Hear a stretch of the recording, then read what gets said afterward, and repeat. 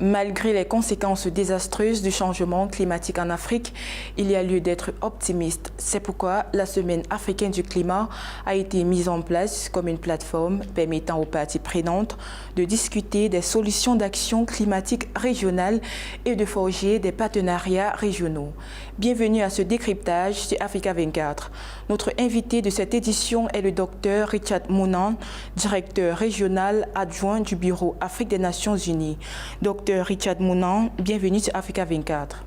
Que représente la Semaine africaine du climat dans la grande mobilisation qui est faite autour des problématiques liées aux effets du changement climatique? Very important time to be talking about climate change. We have about 50 days to the Conference of Parties called COP27. And if you look across the entire African continent, we are faced with challenges. Just a week ago, a mother watched his brother washed away by floods in Lagos. As if that was not enough, 22 million people as we speak today are suffering from droughts in the Horn of Africa. And the reality is that when you look at these issues, they're only going to get worse from what the science is telling us. So when you look at what is happening here today in Libreville, Gabon, called the Africa Climate Week, which started today, it's actually to galvanize support, to bring everyone together, because the issue of climate change is no longer that of governments alone. It's that of every citizen in the African continent and in the globe. And so when Africa come together, they're not only coming together, especially as what has demonstrated today, they come to foster a voice that is a common voice, but at the same time also showcase practical examples that are being utilized in communities. For example, we are seeing conversations today discussing how youth can become the pillar. We are seeing conversation today on how local financing to support communities to be able to build their resilience, to be able to afford inputs, whether it is agricultural inputs or whether it is finance for you to start their businesses. And sharing those experiences here today help not only to give information to millions of people who have never known how adaptation can be done, but at the same time to reshape Africa's narrative as we move towards COP27. Bien que l'Afrique ne soit responsable que de 3,8% des émissions de gaz à effet de serre, elle paie le prix le plus élevé, comme en témoignent les sécheresses, les inondations et autres fléaux qui impactent sur les économies et la vie sociale. De façon pratique, comment aidez-vous le continent à améliorer sa résilience face à tous ces chocs et surtout apporter son plaidoyer pour une meilleure compensation financière de ce que le continent subit comme effet néfaste des changements climatiques? There is an African proverb that goes thus, that if you close your eyes to facts, you will learn through accidents. So the facts of climate change are clear, and these facts have actually been put in place through different reports. And the United Nations Environment Program actually leads this pathway of providing the science that showcases where we are as a global community and also where we are as Africa. And so UNEP leads the charge in terms of informing the entire world, because the role of the United Nations Environment Program is to do three things: to inform with the best science and knowledge, to inspire people to usher them to action, and to convene the entire world to be able to rally effort towards building a resilient society and ensuring that environmental sustainability becomes the norm. So what UNEP has actually done, it produces what is called emissions gap report. So in simplistic terms is, we are emitting carbon dioxide into the atmosphere that is causing this warming.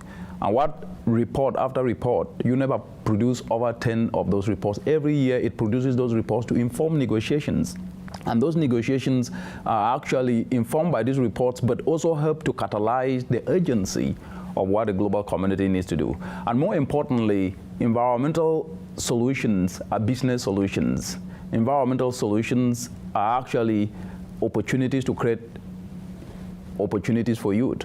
And therefore, what we have been doing in UNEP is to use data that showcases that a youth in a community, whether in Kenya or Cameroon or Togo or Gabon or in South Africa, that turn simple agricultural waste from corn husk or banana peelings into what is called briquettes, which are actually replacing charcoal to reduce indoor pollution. That data can then be used to inform policy making in countries that can help put incentives in place, like tax breaks, like innovative financing through banks that can be given to youth. So the point I am bringing this up is to showcase that UNEP has been doing a lot, producing the science that help inform negotiating positions and showcasing where the world is heading so that action can be taken, and at the same time, showcasing the gap in what is called adaptation gap report, that we need to close the gap of finance. Because as we speak today, last year, in November, UNEP produced what is called an adaptation gap report, which shows that the finance that is needed, especially in the African continent,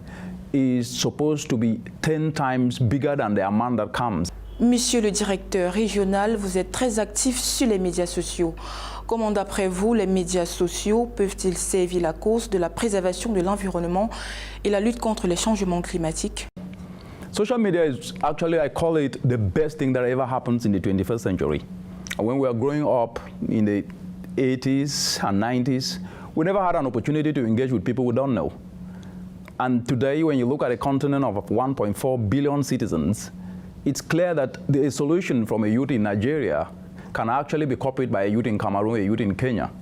How? Through leveraging social media space, whether it is LinkedIn or it is Instagram or Twitter or it is Facebook. The communication of solutions do not have boundaries anymore.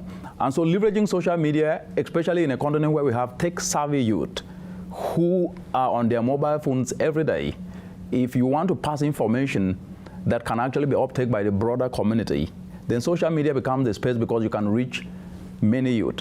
But more importantly is social media is leveraged, especially I leverage it to also inspire youth, because we are in a continent today where we have over 60% of the youthful population unemployed. And yet they also start to lose hope that the continent doesn't belong to them. And so one of the aspects that have been a big problem and why I leverage social media to pass the climate information and climate solutions to young people is that climate change has been communicated from the perspective of a narrative of sorry state rather than a narrative of opportunity. L'Afrique compte aujourd'hui plus de 1,3 milliard d'habitants et 60% de cette population est jeune. Comment mettre à profit ce potentiel dans la lutte autour de la préservation de l'environnement? Actually, the youth are the leaders of today. The reality is that if you look across the entire African continent today, truth be told, the innovative solutions when it comes to climate space are led by the youth. When you look across the entire African continent today, the most vocal that talk about what needs to be done in communities to build their resilience are the youth. They are the leaders of now. But one of the things that I think you've asked, a very important question that I think I need to articulate, is that we talk finance and resources in terms of cash, but the biggest resource is what I call human capital. Human capital is the skills of young people. Human capital is the ability of young people to be able to turn their talents into skills. And that is what should be talked about. It's sovereign capital. And therefore, investing in the youth is investing in climate action. Le changement climatique va provoquer des dégâts à travers l'Afrique et ils affecteront chaque personne du continent. Quels sont les changements politiques nécessaires pour enrayer la crise? Actually, Africa is a leader when it comes to climate change policy. And I would like to really stress on this because I think that sometimes the discussion around climate change is from an apathetic perspective. It's from the perspective that we are not doing enough as a continent. I think in the entire world today, there are what are called nationally determined contributions. These are simple plans that in 2015, when the Paris Climate Change Agreement was adopted by over 197 member states, Africa submitted those plans showcasing their priority areas: agriculture, clean energy, transport, forestry. And they ratified these in parliaments across the entire African continent. And as we speak today, 52 out of 54 countries have ratified. That shows that they saw the inherent opportunities. And then, before COP26, countries were submitting what is called revised ambition, where they want to take their countries in terms of building resilience, in terms of providing opportunities for their communities. And 43 African countries have submitted those revised ambitions, more than any other country in the world. What that means is the continent, when it comes to policy, leads the world. The challenge is in how to turn those policies to meaningful, realistic actions on the ground that empower communities, that creates opportunities for the youth. And that is where the issue is. And one of the best policies that need to be put forward is that if you look at adaptation finance in the continent is already spending 20% of the entire GDP of the continent.